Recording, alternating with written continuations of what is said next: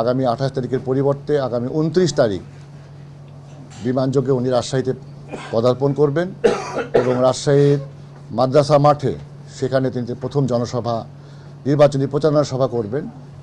রাজশাহী, নাটোর, চাঁপাইনবাবগঞ্জ এবং মহানগর এই মোট 4টি ইউনিট, 4টি জেলার ইউনিটকে প্রায় 13 জন এমপি প্রার্থী ওখানে আছেন, তাদেরকে তিনি পরিচয় করিয়ে দিবেন, ধানের প্রতীক তুলে দিবেন এবং সেখানে তিনি দিক নির্দেশনামূলক জনগণের আকাঙ্ক্ষার সাথে সংগতিপূর্ণ বিএনপির যে প্রতিশ্রুতি সেই প্রতিশ্রুতি ব্যক্ত করে তিনি নওগাঁর পথে রওনা হবেন এবং এই নওগাঁর এটিএম মাঠে আমরা জায়গা নির্ধারণ করেছি।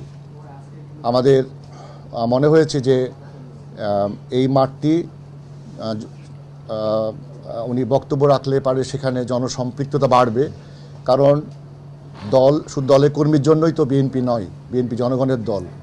জনগণের মৌলিক চাহিদা, জনগণের আশা আকাঙ্ক্ষাকে ধারণ করার জন্যই ব্যাপক জনসম্পৃক্ততা যেন থাকে, সেই কারণে আমরা এই মাঠটিকে নির্ধারণ করেছি। যদিও আমরা জানি যেখানে স্থান সংকুলন হবে না, তবে পার্শ্ববর্তী আরও কয়েকটি যে জায়গা আছে, নওজল মাঠ আছে, স্কুল মাঠ আছে, সেখানে আমরা নির্বাচন নীতিমালা ভঙ্গ হবে না এমন পরিবেশ তৈরি করে আমরা শান্তিপূর্ণভাবে এই প্রচারণা সভা নওগাঁতে শুরু করবেন। নওগাঁর 6 জন এমপি প্রার্থী এবং জয়পুরহাট, পার্শ্ববর্তী জেলা জয়পুরহাটের 2 জন এমপি প্রার্থী আছেন, তারা মোট 8 জন এই মাঠে উপস্থিত থাকবেন জনগণকে সাথে নিয়ে এবং তাদের কর্মী বাহিনীকে সাথে নিয়ে।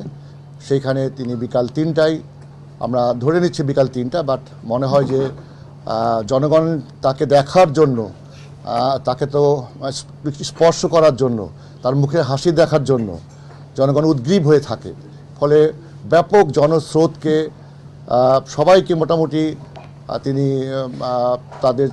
তাদেরকে কিছুটা খুশি করে হলেও চেষ্টা করেন এবং সেইভাবে হয়তো আসতে হয়তো দেরিও হতে পারে।